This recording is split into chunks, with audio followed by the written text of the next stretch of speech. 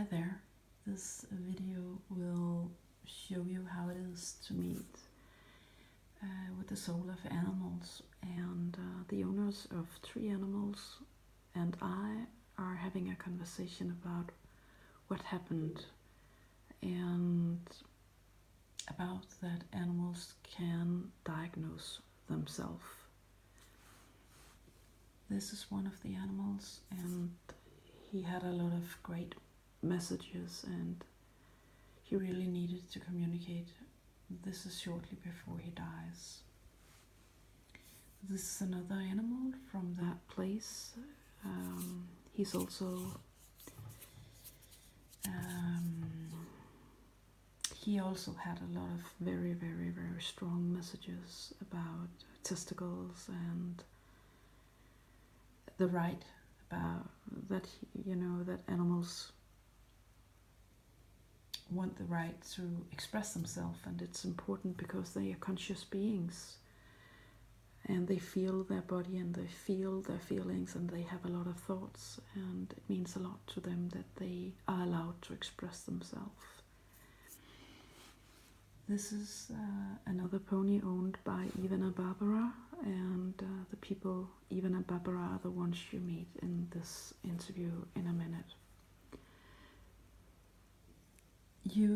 I think you will enjoy, and I hope you will. And please be aware that the messages here are about not only what horses are able to do, but what all kind of animals are able to do. And they are able to communicate about a lot more than a lot of people know. Just a minute. Now you listen to them. Hi there, we are visiting Barbara and Ivan today, and they would like to share how they feel about communication with their animals. I was intrigued and very interested to know about it, but also scared of the fact of what the ponies would actually say. For want of a better, that they would hate living here, or they didn't like me, or they thought he was whatever. So it was a little bit scary as to what they were going to actually say to us through you. But I was hopeful to hear something that we wanted to hear, and I think we did. From the whole day's recording and talking with them, from you talking to them, we actually got the response and the result that probably we'd both hoped for. Yeah, for me, I think it was nice to hear that the pony actually liked to be here. They have been, especially the old lady, she have been in our Old places. lady is 25. Yes, 25 yes, she's years. 25 years. Been here since 2009, actually, I think. Yeah. And it was also very interesting to see how the stallion reacted on this behavior we think he have, and he just think he's a fantastic boy, and basically doesn't really want to be told. So it was very, very interesting. I think it's a fantastic day. Thank you so much. I think, if I can also say, I think it was kind of special that on the day that we had made for you to come, that Waterloo was ill. And Waterloo was a pony. Yeah. Was 20 years old, right? he was 18. 18. And we have discussed for a while now. He's been lame and stiff, and lots of different things that have just kept niggling. We've had the vet to him, and he's been on painkiller. And this morning, his first signs were colic, but it became very clear quite quickly that it wasn't just a normal colic. And in the time then, before we realised it wasn't colic, we'd called the vet, and you arrived. And it's kind of weird that you arrived on the day where we had somebody who had to pass. and we got the chance to do the right thing for him, which was to allow you to communicate with him and for him to be able to tell us how he felt, and for us to tell him how we felt about him.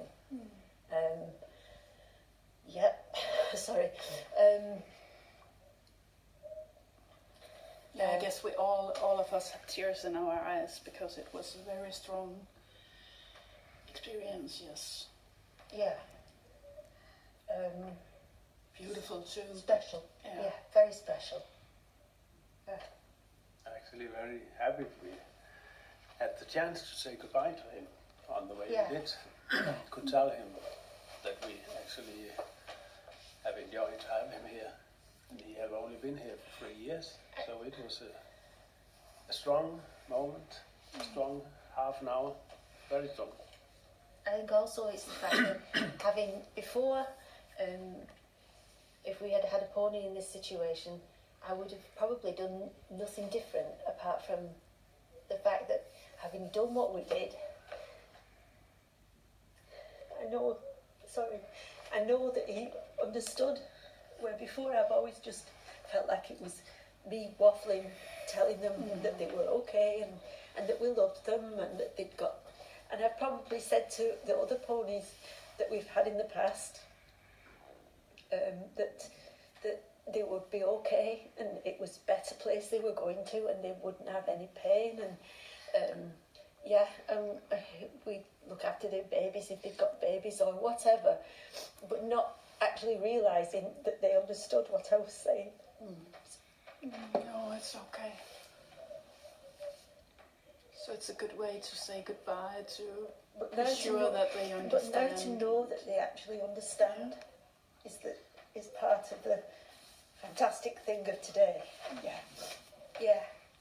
I also think about that, we had a conversation with him and he was communicating very clearly that his body was shutting down and that he felt ready to let go of his life in his body. And what I find very strong is that this little pony, no matter how sick he was so clear in his head that he could communicate to you and he could receive, but he could also diagnose himself. Yeah. So I would like to know, how was it for you two guys to explore this and after that explore the veterinarian? And maybe you should explore to the people who listen. What did the veterinarian actually say? Was it the same that he had said about his body? Would you like to share that even? Yeah, it was actually the same. His temperature was low, his pulse was high, but not very strongly, and he had what do you call it? He needs dehydrate. Oh, yeah. And this was actually the sign that his body was start shutting down. That was what she said, yeah. Yeah. So the diagnosis she put on was exactly the same what you said, that he had told you. Yeah. So it was a very weird experience. Yeah. Thank you so much. Thank you. Thank you for listening to your animals, and thank you for that you would contribute with this, that you would share this with the world. Thank you for coming and giving us the opportunity. Thank you for coming here. Yeah, to do it.